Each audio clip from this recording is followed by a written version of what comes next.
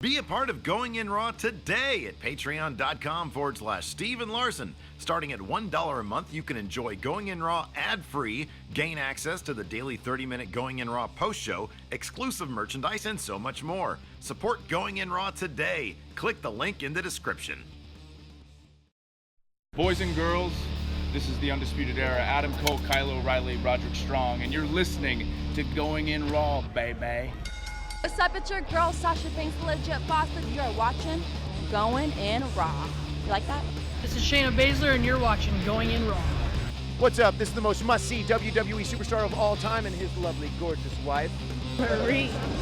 and you are going in Smackdown Live. This is the glorious one, Bobby Roode, and you're watching Going In Raw. Hey guys, this is Charlotte, and you're watching Going In Raw. What's up? It's the moonwalking, trash talking princess of Staten Island. I want to remind you all that Mela is money, and you're watching Going In Raw. This is Shinsuke Nakamura. Shinsuke watching Going In the Raw. This is the knockout artist, Cassius Ohno, and you're Going In Raw. Hey, friendo, Steve here. And Larson. And welcome back to Going In Raw, the only pro wrestling podcast you need to be listening to right here at youtube.com/Steven Larson, and available wherever fine podcasts can be found. Be sure to hit that subscribe button and the notify bell if you're watching us on YouTube, just to make sure you're always getting your new Going In Raw notifications and access to the community tab. I posted like a little year-end question to people saying we're looking at the channel, seeing what we can do to bring new More but better to the friendos, and I was soliciting suggestions, things that people might want to see return, new things they might want to see. How we can make it more but better. Exactly. We're also on the Patreon at patreon.com/Steven Larson. We got a variety of reward tiers over there that really benefit the show, starting from $1. One of those is the Patreon shout-out, which I kick off every show with. You do. We got a couple new patrons in from yesterday, so I'm going to go ahead and read these off. Let's see here. Andrew Frisbee, Adrian Waybridge, Nate Ryan, Connor McNamara, Eric Reed, who, by the way, is in Japan and wants to know if any friendos are going to be going to Wrestle Kingdom, because he is. Wow. I think it would be spectacular if we can get a friendo meetup at Wrestle Kingdom. Yeah, Tokyo Dome. And then they send us a picture and we'll put it here on the show. Oh, absolutely. So I will retweet his tweet. He tweeted at us. I'm going to retweet that in a little bit. One click. Grum. I don't know what this says. Midnight Club Syndicate. Oh, it's Midnight Club Syndicate, I guess. Sounds like some sort of nefarious gang, Larson. Well, anytime you have the word syndicate involved, yeah. Nefarious gang. Richard Fitzpatrick, also new patron. Thank you very much, everybody. Thank you very much. We appreciate it. Love the support. So last night, SmackDown Live in a nutshell. Oh man, aces. Another fantastic show. Oh my gosh, it's just stellar. It's stellar. You know, if they had just given us the opening segment, the first match, and the main event, it would have been spectacular. That alone. But there's a lot of good stuff in between all that. They're killing on all cylinders. Really are. Vince McMahon showing up right before they go to air, starts writing that, and why is it there's such a discrepancy between Raw and SmackDown? I don't think he's rewriting SmackDown. I don't know what the deal. I don't know. I'm trying to wrap my head around this. It's funny because here's what I think. In his eyes, and as well as kind of the popular opinion, Raw is the A show, and so probably in Vince's mind, WWE sinks or swims based on the performance of Raw. Yeah. And so if Raw struggles, he's more hands-on because he thinks he has the algorithm to fix pretty much anything wrestling, is my guess. Yeah. And so it's hard for him. I think he likes control to release that grip when things are going wrong. Whereas SmackDown's not doing great ratings-wise. It really hasn't tanked, I think, to the degree that Raw has. I mean, there's been some fluctuations, obviously, but as Raw goes, SmackDown goes. But I think the general consensus, I don't know if he listens to anybody other than himself and his glad-handing yes men. There you go. But I would gather that at least if he doesn't, people around him would get the feeling that SmackDown, while maybe not a ratings bonanza, has had a really good year post-Mania. Yeah. Because the ratings are in, and Raw was on the verge in that third hour of dipping under 2 million. Dipping under 2 million. And I wonder if that's kind of like the Mendoza line for Vince. If it dips under 2 million, if that's time to hit the panic button. I don't know. Bring in Man, John Cena. It's worked in a Mendoza. Cena's line got to be reference coming the in show. for something. He's got that movie coming up in like 10 days. 9 days. 9 days. So that should be a thing. I know he's doing some house shows, but I don't think he's been announced or advertised for any TV appearances. Yeah. I don't know. SmackDown's ratings are usually like around the 85 to 90% mark of Raw. Yeah, so yeah. like you said, where Raw goes, SmackDown goes. It doesn't Yeah. matter how great SmackDown is. I'm But curious- no, there was a discussion on Twitter this morning. Somebody was complaining to Jimmy Jacobs, I think, about the quality of Raw, or just making not complaining about it, but just making an observation. He doesn't work there anymore. And he felt the need to say, writing 5 hours of TV every week is really, really hard. Yeah.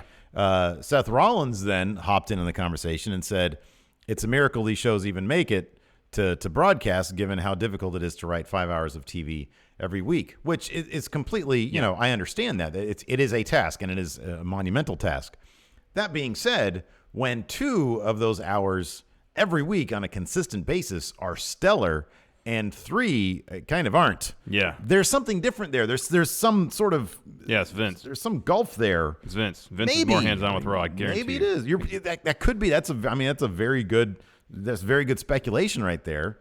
I'm legitimately curious what the process is show to show. It's probably what you're saying though. It's probably Raw's the A show. That's what he focuses on.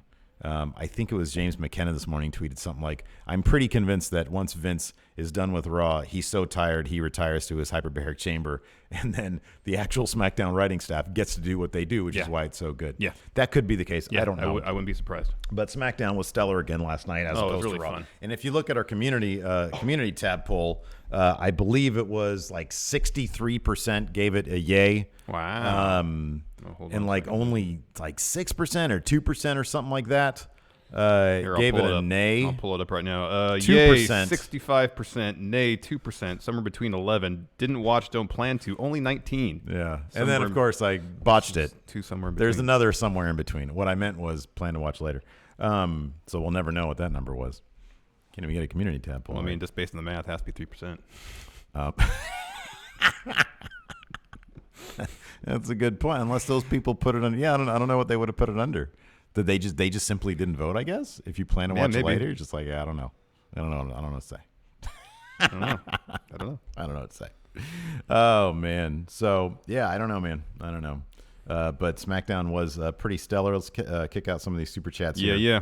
Jeffrey Nguyen wants to know, what kind of car do you drive? I have a hybrid SUV. Oh yeah. More of a crossover, would smaller that one. warrant a slap? No, it's a hybrid. What kind of car do you think Daniel Bryan drives? Oh, like a Volt? Yeah, full electric one. Full electric for sure. You know, if he really wants to drive like the cleanest vehicle possible, he needs to get one of those Flintstone cars. Yeah, right. Because even if you get a Volt, it's powered by electricity. You got to make the electricity somehow. What do you think's faster? And that emits emissions. What do you think's faster, a Flintstone's car or a bicycle? It's got to be bicycle, right? Mm-hmm. Yeah. Mm-hmm. Like 4 people just you got doing gears. this. You got gears on a bicycle that you can slow down and speed up. Yeah. Or increase the resistance. You know Mr. what I mean? Michael Law wants to know, do we think Becky has lost momentum? Oh, no. Everybody loves her. So it's difficult to say given that we don't have access to parallel universe information, but how that Survivor Series match would have gone down if it went down in the same violent... I'll put it this way. If it went down in the same violent fashion as the Charlotte Ronda match did, I think she would probably have more momentum. Oh, yeah. I'm not saying she lost all. I don't think she necessarily lost. I don't think it's where it could be. Oh, obviously, yeah. I'll put it that way. But she still got an incredible pop when she took out that kendo stick and started beating up on Charlotte with it. Yeah, but it was kind of neck and neck with Asuka. Yeah, I know. People like Asuka. People really want Asuka to win that title. It's kind of a shame that Asuka's not going to win that match. Jeffrey Wynn again. Daniel Bryan is everything I love and hate at the same time. He's great. Oh, he's great. He's perfection. Are you kidding me? Brandon Garza, what antics should wrestlers do to try to trigger D-Bry? Rolling in like a Ford F-150. Escalade. Yeah, an Escalade. Something that gets like 2 miles to the gallon. Oh, yeah. Roll out of there, eating a huge porterhouse. Here's the thing. Even like from the largest water bottle possible. Even F-150s probably get like okay gas mileage these days. What you want to roll in is some 1971 Super Sport. Oh, there you go. There you go. Super Sport was just a gas. Super Sport was a Chevy thing, wasn't it? Or was it a Ford I don't remember. thing? You're asking the wrong guy. I'm not a car person. Yeah. Just a gas guzzler. That's what you need. The Bullet car. That was a Mustang. That was a 71 Mustang. Yeah, that probably didn't get very good gas mileage. No, probably not. It's in a car that hasn't been smog checked in 10 years. Steve is undisputed. Are you guys still open for the Kingdom doing an intro? I'm seeing them this Sunday in Northeast at a Northeast Wrestling event. Heck yeah, man. Absolutely. I'm getting the new intros. I've divvied up the intros per show. I did that last night. We're making these intro shows. A lot of people asking shorter intro, shorter. I agree. I'm sitting here for 8 minutes during this damn thing, and if it doesn't work out, it allows me to call the plumber and schedule an appointment. You literally called the plumber and scheduled an appointment during the intro today. Yeah, we got under the kitchen sink yesterday, and it was just full of water, all coming out of the garbage disposal. The bottom of the garbage disposal was what leaking. A mess! Yeah. Oh no! Is this going to be like a Tom Hanks comedy? Oh, a money pit, you mean? Oh no! I hope not. It's a lovely house, but that thing might collapse at any second. I don't think so, but you never know. Jonathan, should Daniel Bryan get rid of the cow leather belt? Hemp? Oh yeah, hemp. It'd be cool if he brought in his own belt. Yeah, that'd be good. Like a burlap. That's a good point. Yeah. Just ditch the leather. Burlap. Yeah, there you go. He had side plates last night. New side plates. Bummed me out. I know, me too. Wish he didn't do that. Alto, will we have a Becky Ronda stare down at TLC? Yeah, I hope so. Yeah, makes sense. We'll be staring down some friendos at TLC also. We will be at the Raw after TLC. Yeah. The giant colorful piece of crap artwork they've got outside the Golden subjective. One Center. That's subjective. At Raw 3:30. Excuse me. Wow, 3:30. Yeah. Objectively, I can tell you that's a piece of crap.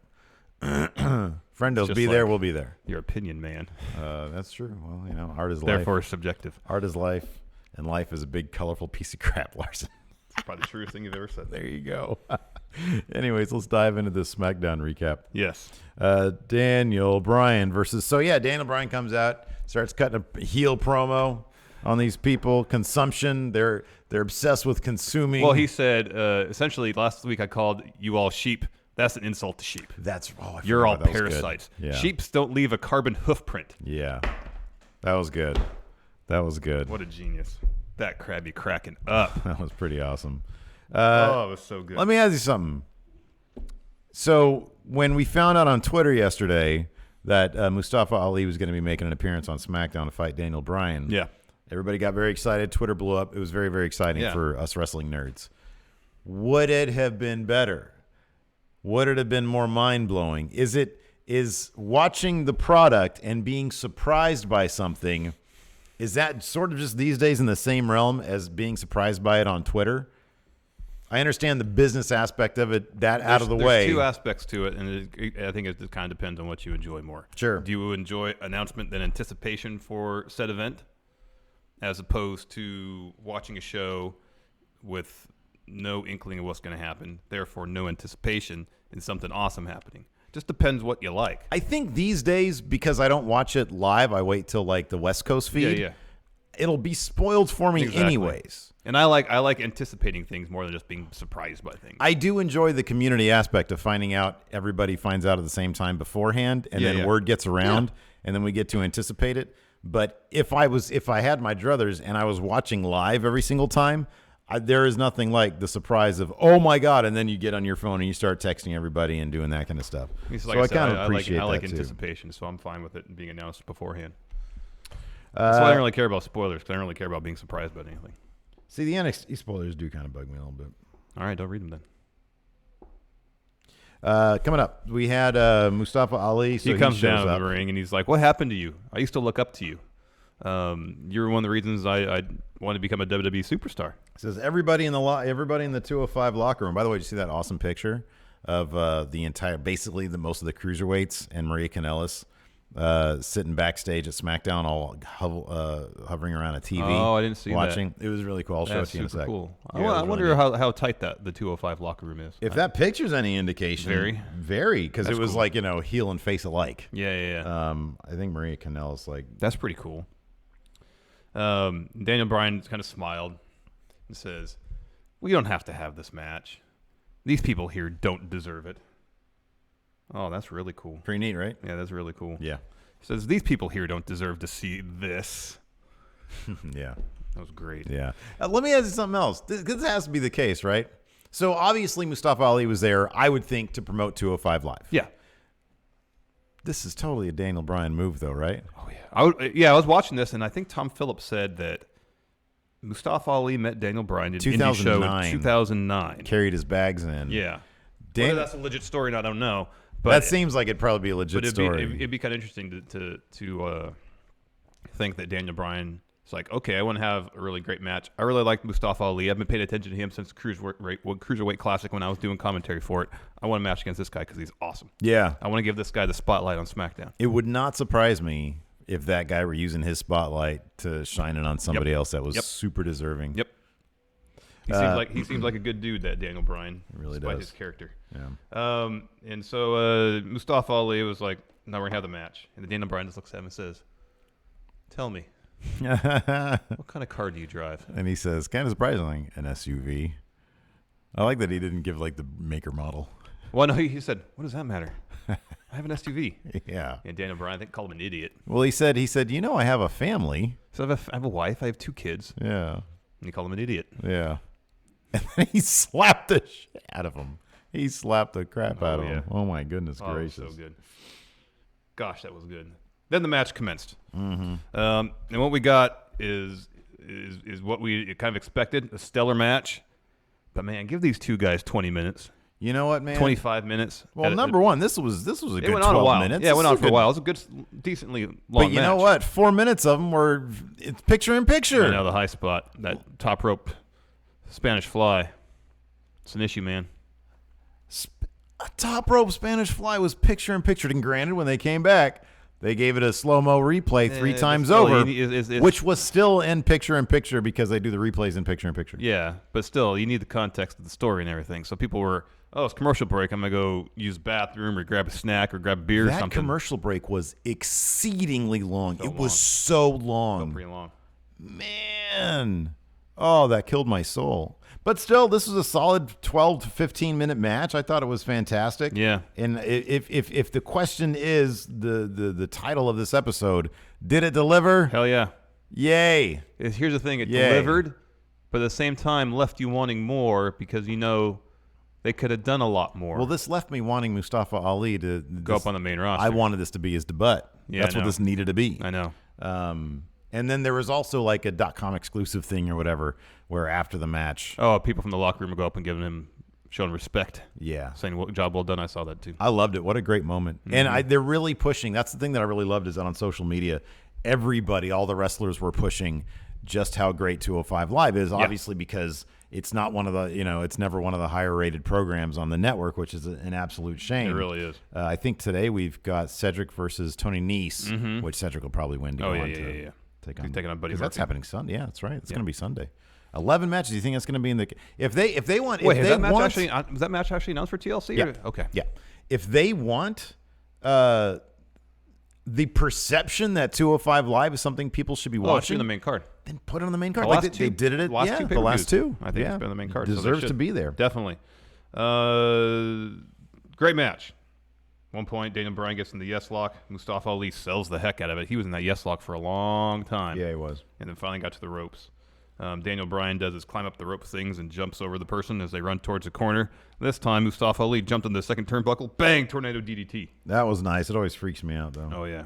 And then Mustafa Ali goes for the 054, misses, and then Daniel Bryan pulls him, starts working over his leg against the ring post. Mm-hmm. And then he puts him in a heel hook. Ali taps.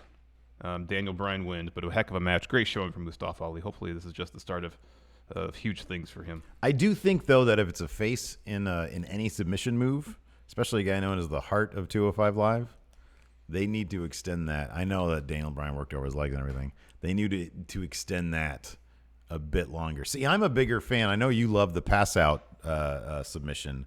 Well, in the right moment, I'm a big fan of, like, just that's what my only gripe about Asuka Charlotte at Mania.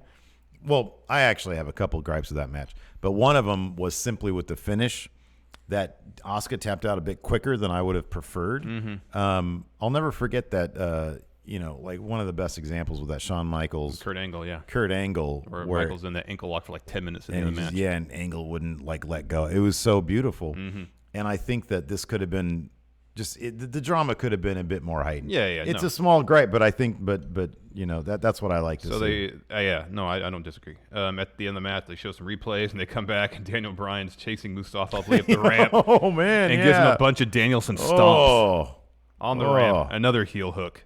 Daniel Bryan's so mean, so brutal. He's the best. Mustafa Ali's the best. It's great stuff. Yeah, it was fantastic. Like, man, and again, I hope what you said yesterday was potentially true. If Vince isn't in his hyperbaric chamber, maybe he watched that. I don't know if he's a gorilla or not, but maybe he watched that and said, "Man, that Mustafa Ali kid." Yep, straight to the top. Bring him on up. Straight to the top. Yeah. Next, we had the Usos and Thebar in a rap battle, judged by the New Day. New Day had some outstanding suits on. Well, Xavier Woods and Kofi look kind of like strippers because they had no shirt on. Or no, Kofi had no shirt, but the bow tie. Yeah. So he was immediately stripper guy. And they were in suits similar to Jim Carrey and Jeff Daniels from Dumb and Dumber. That's true. One in orange, one in light blue. That's true. But then Big E just had a nice looking, black suit on. Mm-hmm.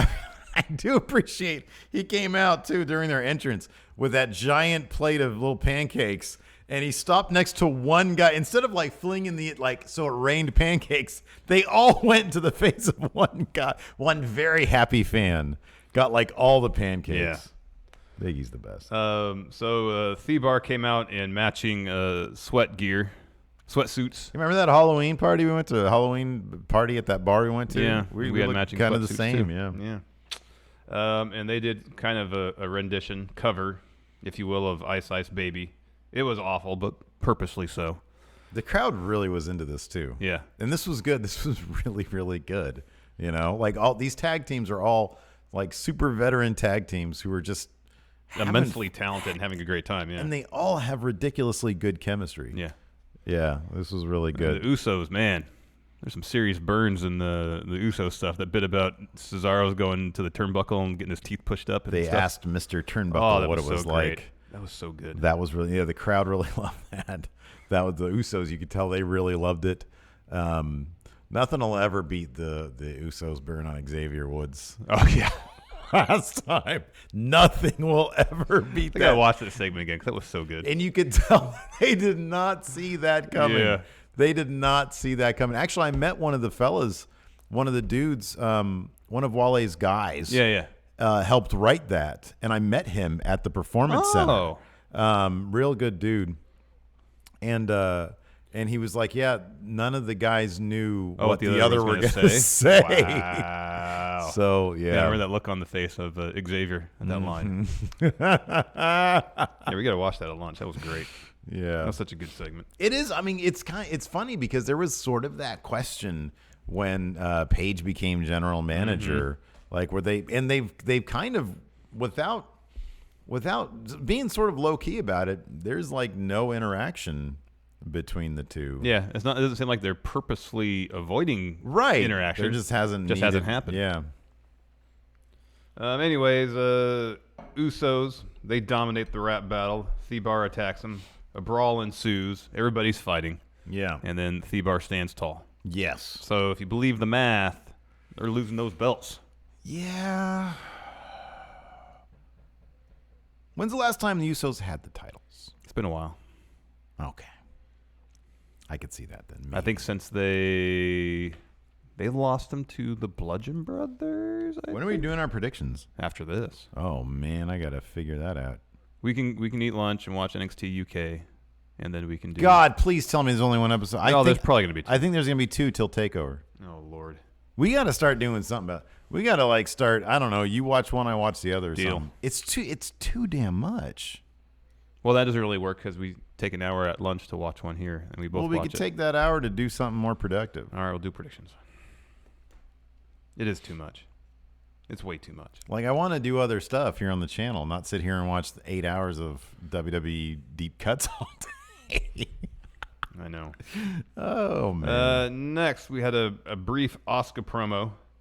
That was effective. It was good. Oh, I love this. This is great. Yeah, it's great. She's great. She said, "I made one mistake at WrestleMania and I lost, and it's not going to happen again." And she said, "No one is ready for," and then she just said a bunch of stuff in Japanese, and it was awesome. God, I love when she just starts I know. ranting in Japanese. It's great. It's so awesome. After that, we had a Miz promo where he this is when he called out Shane, right? Mm-hmm. He was acting like a dejected significant other. He was holding that. He's like, Shane, I know it's your week to have custody of the trophy or something like that. Yeah. But we have some business to talk about. He seemed very hurt, very emotionally scarred. Yeah, and he said, I think it was during this segment, or maybe it was the one later on. He said, I've main event WrestleMania. I've been world champion. I have my own movie franchise. Yeah, that's right. I have a hit reality show, but no time in my life I've ever been called 2/3 best in the world. Yeah. That must have been the later segment. Yeah, it was, where Shane takes the trophy from. Right. But I thought, because the whole time it was weird to see Miz that vulnerable, because he hasn't been. Mm-hmm. And that was kind of the perfect explanation for it. Yeah, it was kind of effective because it's kind of true. Like, nobody ever thinks of him as like the best wrestler ever. No. And so, yeah, you're right. It's kind of effective. But that previous Miz promo set up a match between Miz and Shane versus the Vegas Boys. I should have asked Adam Mayhem if he knew who these guys were. Oh, yeah. I mean, I'm sure I could have found out on Twitter. But Corey Graves was killing me during. Corey Graves, it's from Raw to SmackDown. What's that guy have the Bret Hart logo on his pants? Yeah, he was like, look, he's great. He's got the Bret Hart logo on his pants. Oh, I forgot what he said about the other guy. I forgot. I don't know. But, man, it was funny. Because, yeah, they were local yokels, man. Good for them, though. So, yeah, they've got a match against them. Ref comes running down. They both just attack Shane as he's walking to the corner. And he's just dressed. He's got a black polo on. He's got the Jordan 1 Rookie of the Years that just came out. Those are nice shoes. Yep. But he's not ready to fight. No, but fight he does. Yeah, he was laying in those really weak punches of his. DDT his was a little awkward looking, but. Oh yeah. Hey, the float over doesn't seem to be the easiest move in the world. I'm always impressed. It's a very pretty looking move. Yeah, when you do it right. When you do it right, exactly. Yeah. I know. Then anyway, Shane ends up winning with the triangle. Actually, that was pretty fluid when you put that triangle on. That was smooth. Boy, maybe I looked away on that one. I forgot that. Okay, cool. And then the dude tapped. And then backstage, Paige is standing around. There's a ref there. She starts yelling at him. Boy, this was like the maddest I've ever seen Paige before. I know. She says, "What are you doing? I didn't sanction this match." He's like, Miz said that you did. And then the Vegas boys come up, and they've got their independent contractor invoices for $5,000 a piece. And she's like, what is this? And she's like, Miz said we'd get each $5,000 for this match. And then she rips up their invoices. Man, you got to be on the hook for that. It's not her money that she's paying out. No. She needs to be like, okay, fine. I'm going to take this out of Miz's pocket. I'm going to find him something. Exactly. That's what you do. But these guys were promised money. You don't punish the Vegas boys. They need proper compensation. Yeah. What was promised should be earned. Yes. Agreed.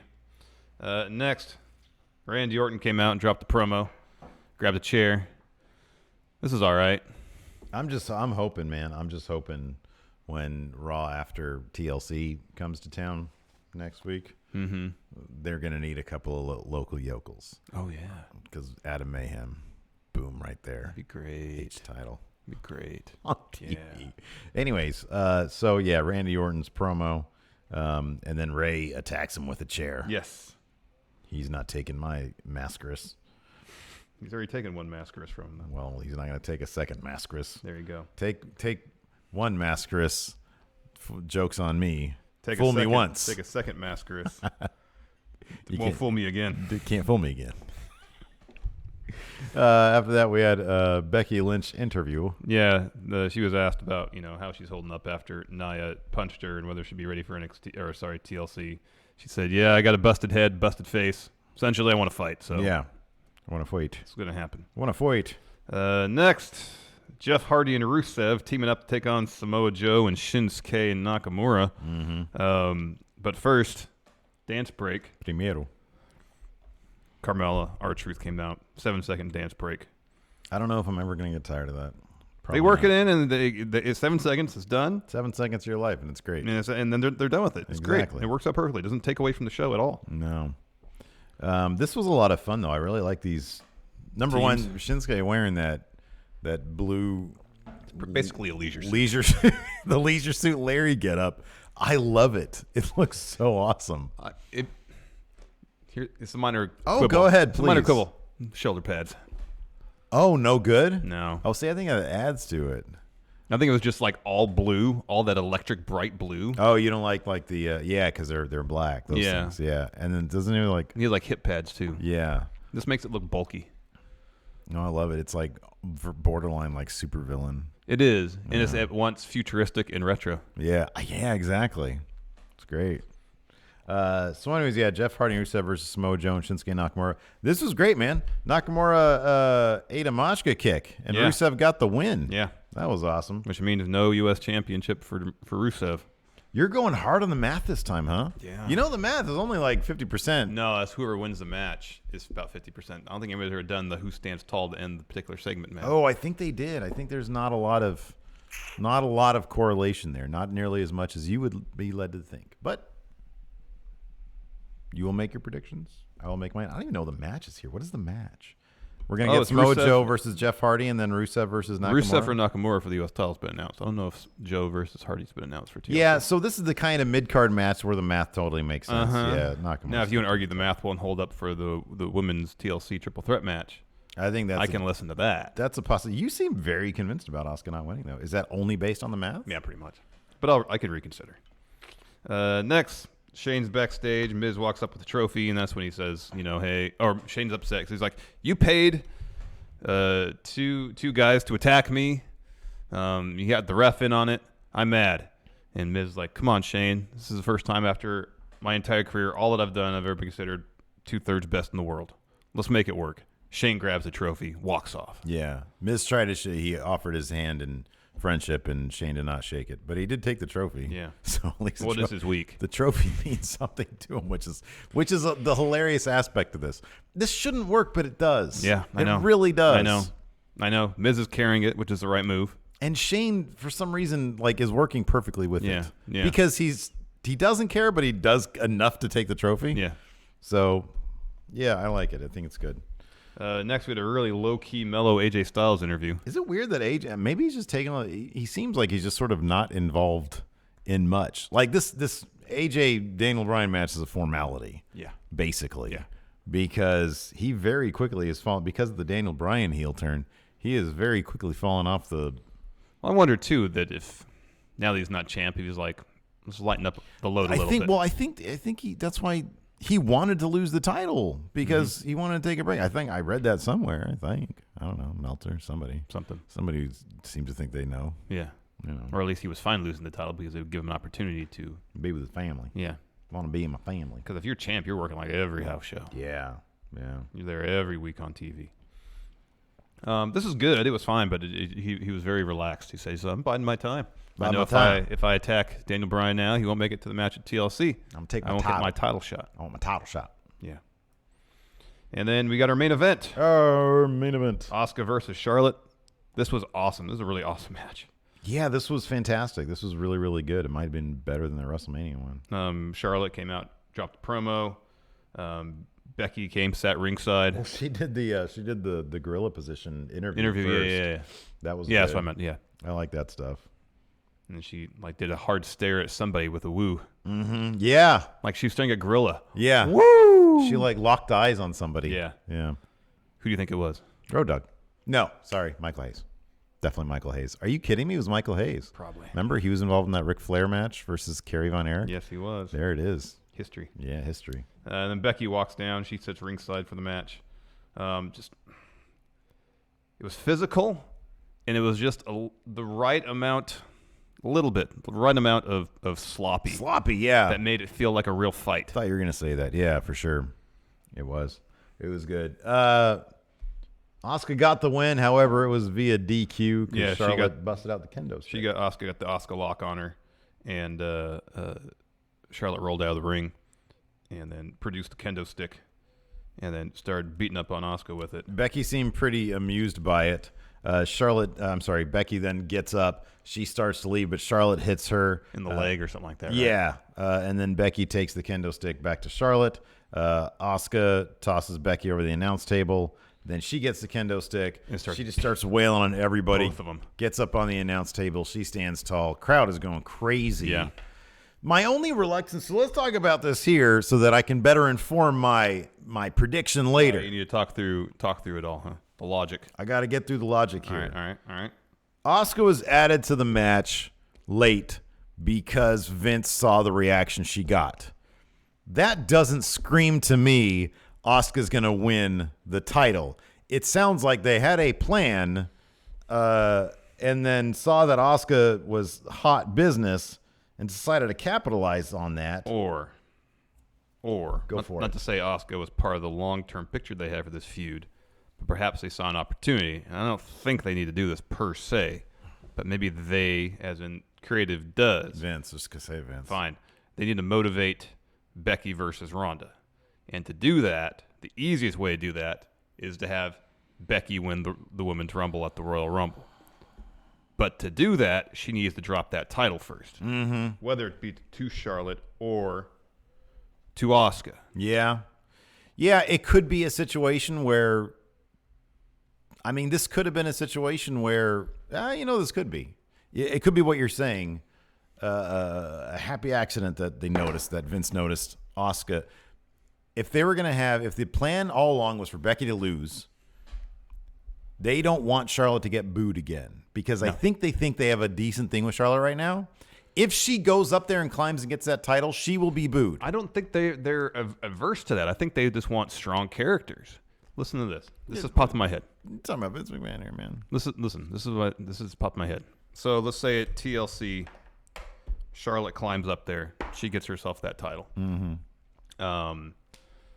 Then at the Rumble, long story short, this could lead to Becky versus Ronda for the Raw Women's title. And then for the SmackDown Women's title, rematch of last year, Charlotte versus Asuka. Yeah, Asuka can get her win back, finally win that title. That could be. There'd be two huge women's matches at WrestleMania. Yeah. I don't know if I think for Becky Ronda, they're probably thinking that far out.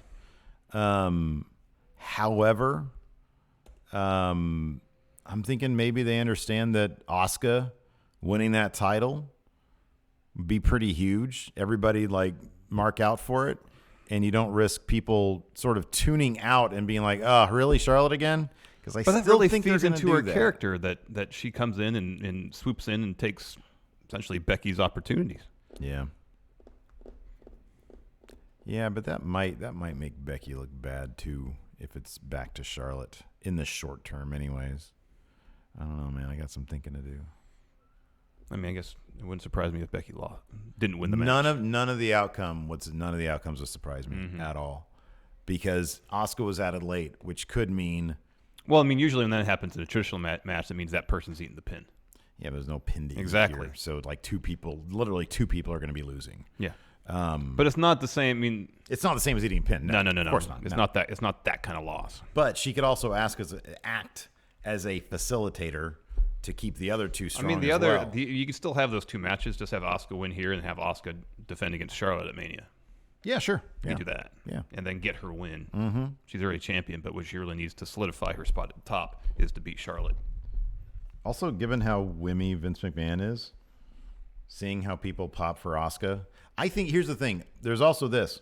Given how she was a late addition because Vince all of a sudden figured out that she's popular, that this could lead Vince to be like, "Oh man, wow, she's great, to the top," Yeah. Whereas that might not have been the plan before. I don't know. I have a lot of thinking to do. I've got a lot of reflection to do prior to an hour from now when we do our predictions. Yes. Holy moly. Yeah. Not a whole lot of cut and dry matches at TLC. I mean, there's Ronda versus... There's a lot of matches, though. Oh, man. Nia versus Ronda Rousey. That's cut and dry. That's all Probably confidence points. all confidence points on Ronda on that one. Seth is going to lose that title. Probably, but Daniel Bryan's going to retain. That's pretty high. That's a points. big... Yeah, that's huge in confidence. But anyway, we'll save that for predictions. Ooh. We gotta There's a little preview for Keep you. some content there. I guess so. Do we have mail? We do not have mail. All right, question time then. All right. Don't talk, just listen. Ali versus Daniel Bryan was a glorified squash match, in my opinion, but it clearly sets up a potential rematch. I didn't think it was a squash match. Wait, what? A glorified squash match? No, it wasn't. I didn't feel that way. Ali got plenty of offense on Yeah. Tanner Nowak, will Heavy Machinery be the ultimate rival for Daniel Bryan? Stakes and weights. Stakes and, well, yeah. They probably drive. Yeah, who do you think drives the biggest car? Well, Orton rides around in a bus. Mm-hmm. Yeah, that makes sense. So, I thought you meant of heavy machinery. It's probably Tucker Knight because I think he's tall.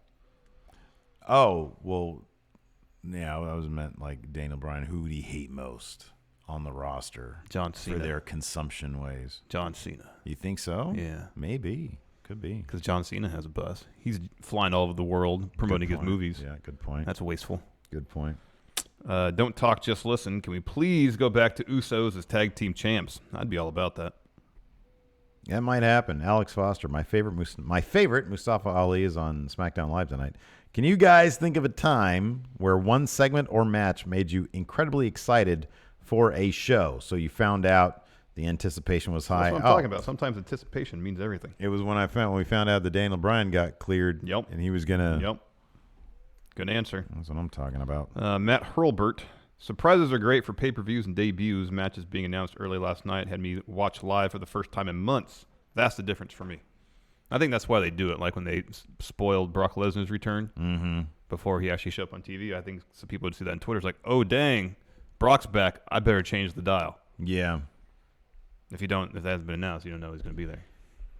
Yeah, it'll be interesting to see the SmackDown ratings. Like it's I don't know. It is so funny that there is such a correlation. Like regardless of how with the exception of like special events. That's why they need to bring back the wild card finals.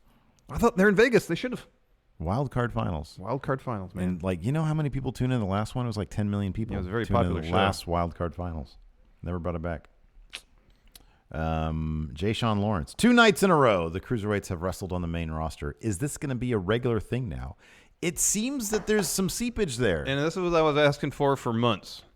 I didn't initially want Cruiserweight versus Cruiserweight match, exhibition match, largely meaningless match on Raw or SmackDown. Yeah. I wanted real crossover between the rosters. Yeah. And while we might not get protracted storylines in terms of in-ring, Leo Rush is going to be on Raw and doing stuff with Elias for a while, it seems like. It doesn't actually mean they're going to be engaged in a feud directly with one another, involving several matches. But to see 205 Live talents on Raw and SmackDown having really good matches against main roster talent, that's what they need to do. They need to showcase how incredible these wrestlers are on 205 Live to the larger audiences of Raw and SmackDown, and hopefully enough people will be impressed and want to tune in. Well, let me ask you this then. How do you do it? Because this Mustafa Ali thing, they never really gave it an actual explanation. Oh, why they had a match? Oh, no. But it obviously, like, you can kind of read between the lines in terms of the business aspect of things. Oh, wow, this is a really cool one-time thing. How do you explain it? How do you storyline explain it? I don't know if you necessarily have to. I mean, when champions just take on various challengers, when a jobber comes in, like in the 90s, the champ would face jobbers on TV. There's no storyline explanation. Champ needed an opponent. Yeah. That's all it was. More open challenges. Kind of, but it's a kind of an unspoken open challenge. Like the champions go out there and say, all right, I'm taking on anybody. Just a match is booked and it happens. Yeah. If it's a one-off, I don't care if it's explained or not. Yeah. The fact the match is happening is enough to get me excited. I feel like enough. Yeah, I mean, sometimes I feel like if it's just like a bunch of one-offs, you want them to feel integrated to the roster. You know? I understand that. Here's the thing: if it's week after week, Daniel Bryan taking on some member of 205 Live, that's different. But if this is something that happens once every 3 months, like, okay, let me just ask you this: what would be the next instance, like fantasy book here, the next instance of a 205 Live guy getting a shine? Have Cedric take on Seth on Raw or something like that. Yeah, it'd be cool if they or had Buddy Murphy. It'd be the perfect thing. They need to have just a sort of, and I know that they've been talking about doing this with the tag titles. We've talked about it with like the network title, but just have an above brand, like their version of the never open weight thing would be, the belt that spans weight divisions. The belt that can go on any brand at any time. Yeah. Have sort of a floating champion. And kind of not literally a floating champion. That would be impressive. Although that would be really neat too. It would set up a bunch of potential dream matches between people on 205 Live in the main roster. Yes. Charles Ford. I'm loving the Daniel Bryan versus AJ feud. Is vegan West Coast elite versus Southern everyday American family man.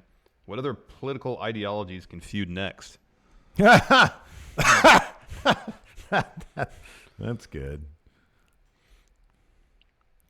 I don't know, man. Some of the comments we get, I don't even want to go there. I don't know. I'm trying to think. I mean, you can go, I mean, here's the thing. Is Donovan Dijakovic? Is Dijakovic supposed to be? That's like an Eastern European name. Right, but they're not like. I honestly, when I first heard his name, I was like, "Are they gonna do like an Ivan Drago type thing?" When he has like an accent all of a sudden, like a really bad accent. Evidently not. Here's the thing, though. By and large, when WWE incorporates any sort of geopolitical stuff into their storylines, it's horrible. It's awful. It's awful. That's what I'm saying. So man. while we could come up with something, I wouldn't want to entrust WWE with it at all. Mm-hmm. At all. Yeah. I'm guessing this is working for Daniel Bryan because Daniel Bryan's the one who's behind it. Yeah, sure. Yeah. The original Caffeinator. I kind of like this. He says, as a way to spice up the Money in the Bank briefcase, what would you think if, in addition to title shot, the briefcase holder could also cash it in for a specific Royal Rumble entrant number, or cash it in to be allowed to re-enter the Rumble after being eliminated? I like. Yeah. Why would you do that rather than a guaranteed title shot? That makes no sense. It makes no sense. So, like, you get a guaranteed title shot, guaranteed, at your choosing. Because wrestlers sometimes don't make any sense. Sometimes they just don't make any sense. Yeah, well, that makes it interesting by making it less logical. Yeah. No, it makes sense how it is. Keep it how it is. Hold on a second. What was it? In addition to the title shot, he could also cash it in for a specific Royal Rumble entrant. He's like, I want 15. Why would you do that? Oh, 20? No, man, 30. 29. Just go to Mania with your title shot. Exactly. Jonathan Graves said Kevin Hart quit Oscars to wrestle on SmackDown. You're a dullard. Yeah, but I'm a really good wrestler. I won Money in the Bank. I believe in myself. Number one. I know. It's like you want to get a babyface pop. I'm cashing in for number one at the Rumble. The hardest thing to do is go through the entire Rumble and win. Yeah, it'll look great doing it, though. I'll read it again. Jonathan Corey Graves said Kevin Hart quit Oscars to wrestle on SmackDown. That's what he said. Oh, that's funny because it was a little dude. That was funny. Cody Miles, he says total for 2018 is 59% correct on stand tall math. Yeah, 40% of the time it doesn't work. If it's a toss-up, I'll take those odds, though. Here's the thing, but break it down. What I want them to do is break it down between a main event level scene and a mid-card scene. Yeah, because I feel like it's like 98% in the mid-card. Yeah. Yeah. Like Ronda always stands tall regardless. Yeah, I know. David Watts, Charlotte equals overrated. Bad moonsault and awkward seller. Oh, I love her moonsault. I love her selling, too. I think she's great. No, she's great. She is too much. Stairway to Devon. Seeing Mustafa Ali getting a match against Daniel Bryan was amazing. Do you think Raw will finally do something fun and let, as you have just said, Cedric Alexander answer an open challenge if Seth retains at TLC? I think that'd be great, and it'd be smart of them to do it. Fancy Toast, this has nothing to do with SmackDown, but Tito Santana teaches Spanish at my little sister's school.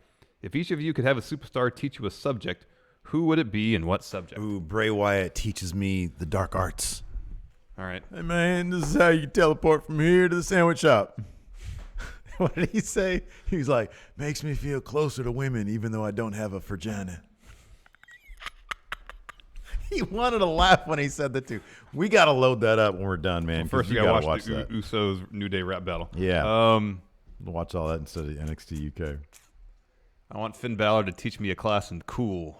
Oh, wow. Can you teach Cool, though? I don't know. It might just be. I think the Fonz tried to do that once. It might be intrinsic. With Richie Cunningham. Let's see here. Ajit Pie's cousin Apple. Apple Pie. Is this time to officially integrate Mustafa Ali into SmackDown Live, or should he stay on 205 Live a while longer? 100% yes. Yes, man. Get him in there. Get him to SmackDown Live. Bring him to SmackDown, Do it now. Do it now. Brahim. Steve, answer because I was big leagued by you before. Do you and Larson have a better chance fighting Roid Rage Lesnar in the hood or locked in the? Oh my gosh, locked in. Maybe that's why I didn't answer. Yeah, I guess because you're bringing up Benoit. 20. This no. I'm not gonna answer that. Thanks for your money, but we're not answering questions about I need Chris to read Benoit. super chats before. So you got to do that. Alto Votalhe Shout out to Ricky and Elliot. I see that shirt, Larson. Yeah, Hey, that's shirt. is there a store still open? I have no idea. Do we know? I got it on Black Friday. All right. Alto, best burn, Ronda or on Nikki or Usos on Woods. Oh, nothing will beat. I'm sorry, dude. Nothing will beat the Usos on Xavier Woods. That was amazing because it was like amazing. right after the leaks happened. Let's see here. The Shogun Zodiac. You mentioned in a prior video that Dolph Ziggler desperately needs a change of character. I would actually argue he needs a change of scenery. How would you repackage him to make him more interesting and relevant? Stand-up comedy gimmick. Stand-up comedy gimmick. But early 90s. Yeah. You No, want to totally. make him more relevant, give him a dated reference from Who'd you say is like top early who embodies early 90s comedy other than Jerry Seinfeld? Oh, I mean, the list is endless, man. It's like Brian Regan was my favorite. He was my favorite. He's after early 90s, though, isn't he? No, dude, he was in the thick of it. Oh, he's been around forever. He was in the thick of it. Oh, man, I don't know. I'm going to say Louis Anderson, but he's more 80s. You know who I loved all? Oh, no, give him a Gallagher gimmick. That's what it is. Prop comic. Yeah, give him a Gallagher Carrot Top gimmick. Prop comic. Yeah. Brings out some melons. Gives a tarp to the crowd. Sledge-o-matic, yeah. That's what it is. Horton, here's a new writer. Vince wants you to come up with a new chant that is as popular as the yes and what chants. What superstar starts the chant and what is it? Why do we need chants? There's too many chants. Well, I agree, but they're asking the question. Are you going to say that to Vince? Yeah, why do we need chants? Larson, come up with a new chant. And who do you want to give it to? You're going to say Vince. We don't need any more chants. Seth can start a Ross sucks chant. Directed at Baron. Corey Smith says Dennis Miller. You think Dolph could pull off a Dennis Miller thing? I don't think he could. Oh, my God. Does anybody want to pull off a Dennis Miller thing? So. Rest in peace, that guy. Rob Zerver, how surprising is it to see an angle from not Crown Jewel World Cup still being played out in the Miss Shane storyline? Yeah, it is. They've it is gotten more surprising. mileage out of that World Cup than anything else. They From haven't World Cup, yeah. Well, anything at Greatest Royal Rumble either. That's true, too. Who thought kind of a throwaway tournament would have lasting effects on creative? No kidding. The glorious broken sound wave. Daniel Bryant. Oh, he's a Daniel Bryant. Should Daniel Bryan change the name from the Yes Lock to the Fickle Lock? Also, should he put on the WWE plates Fickle? Yeah, that'd be good. For the championship. You know, they came out with a new Daniel Bryan It's shirt. not great. Here's the biggest problem with it. It bugs the crap out of me. They're doing that Solarize thing like they did with the Pete Dunne thing, and they obviously just should have done it more like it was a stencil, like a spray paint. Yeah, stencil. it's like halfway in between. Yeah, and I hate that. It looks so cheap. Yeah, Fickle. fickle. Let's see here. What else do we have?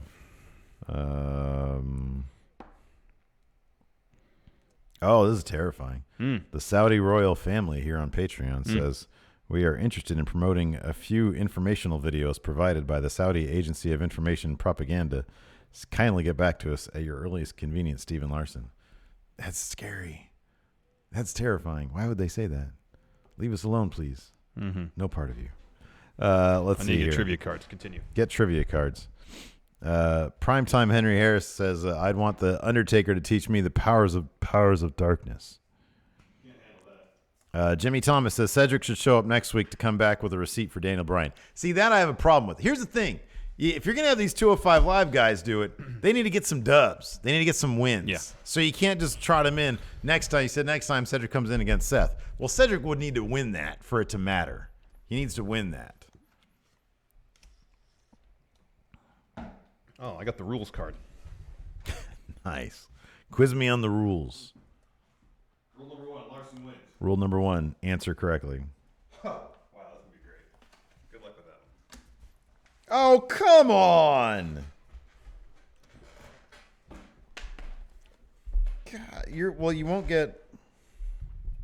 You definitely will not get one of these, but you'll get the other 9. Are you sure? You might miss 2, but you'll probably get it. Well, here, you can go first then. Because I don't know how many of these you'll get. First 10 WWE In Your House subtitles. Oh, give me a break. Okay, one of them's Degeneration X. No. There was 10 before that? There was Yeah. at least 10 before that? Yeah. I'll give you a hint. There's no bad blood on here either. Do you want a different card? If that one's easy, I guess you should get a You different want to card. trade cards? Well, I've seen the answers here. Let me see him. I just want to see him. Good friends, better enemies. Yeah, that was... Beware of dog. International incident. Mind games. In your house, buried alive. In your house, it's time. In your house, Final Four. Revenge of the Taker, A Cold Day in Hell, and Canadian Stamp. None. Here, you can do this. Zero. This one's easy. Oh, Lord. Here, I'm just going to give you this first. Because I know you get this. All 10 members of DX. HBK, Triple H, China, X-Pac, Road Dogg, Badass Billy Gunn. 6. There's 10? Yep. Like I said, you'll definitely not get one. What about the rumored ones like Val Venus or Jeff Hardy?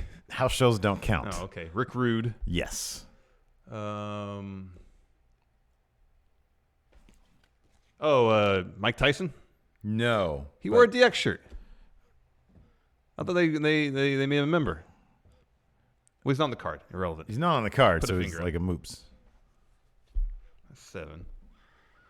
You're missing at least one easy one. And there's one that's more just by association. Let me go back here. HBK, Triple H, China, Rick Rude. Oh, you already got Rude. Okay. Yeah. I thought you hadn't said him. No, I just said Rick Rude. X-Pac, Road Dogg, Badass Billy Gunn. Yeah.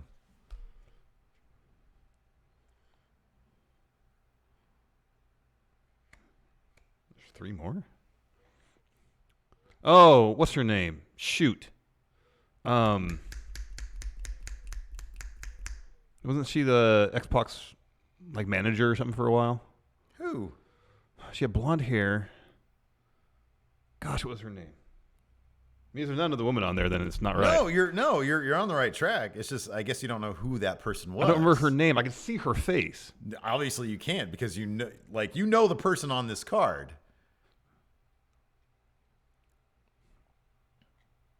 Was Stephanie in DS? They do consider Stephanie a member. Yes, okay. Correct. That's not who I was thinking of, though. No, and it's not Stephanie. That's a different entry. There's another person on here who has blonde hair, who hung out with X-Pac, who I guess was considered a member of DX. I'm surprised Kane's not on here. And I'm kind of surprised they didn't include... No, never mind. So one of these people came along a little bit later, like 2006, when they got together briefly. No, yeah, probably wouldn't. Oh, is Hornswoggle? Yes, very good. All right, that's my 10 guesses. Tori. That's what I was thinking of. I thought I didn't know it was know who Tori. Tori No, I Wilson knew who is, Tori was, though. but I thought it was somebody else. I didn't know it was Tori. Oh, man. All right, you ready? No, man, I hate these cards. This one's I easy. suck at this. This one's easy. Revealed as a laggard. 10 longest combined WWE World Championship reigns. 10 longest combined. Well, Bruno. Yeah.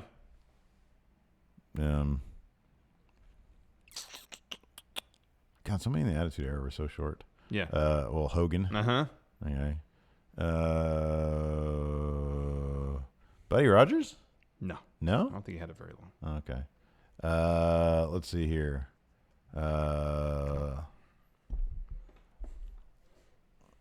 Cena. Mm-hmm. Edge? No. No? He had it a couple times. Yeah, I don't think any of his reigns were terribly long, though, apparently. Orton? Yes. I know Triple H had like the big gold belt a lot, but I'll say Triple H. Uh-huh. Really? Yeah. Wow. Cool. All right. Let's see here. No. Which title was that? JBL? No. Punk. No. Wait, really? Punk? Is it combined? Oh, number of days combined? Yeah. Oh, okay. There's 2. This is WWE. They're not counting Ric Flair, are they? No. Okay. I won't count that one against you. All right.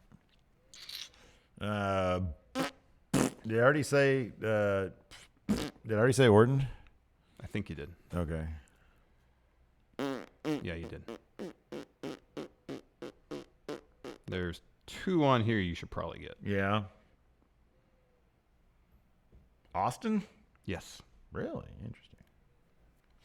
The Rock's on in there. Is he The Rock? No. No, I think his longest reigns like 90 days. All right, I got 6. What do you got up? I got one more You guess. got one more guess. All right. Take it back. Take it back. Take it way, way, way back. Brett? Yes. You missed Bob Backlund, Pedro Morales, and Brock Lesnar. Really, Brock? Yeah. Oh, yeah. But I wouldn't even include his most recent reign. Oh, wow. That's interesting. Wow, look at me. I got 7. On Good job. One of the easiest cards in the stack. Good job, me. Good job, you. I am not a dullard. Anyways, patrons, $5 and up. Stay got tuned. A bonus episode coming up live in about 10 minutes. So stay tuned for that business. We're doing chat trivia today. We are. Yeah. I got to produce a card somehow. Produce a card. Is music playing right now? Play music. Hilton, play music. No music. Please. There we go. Anyways, thanks so much, everybody, for tuning in. We appreciate it. Till next time, we'll talk to you guys later. Bye.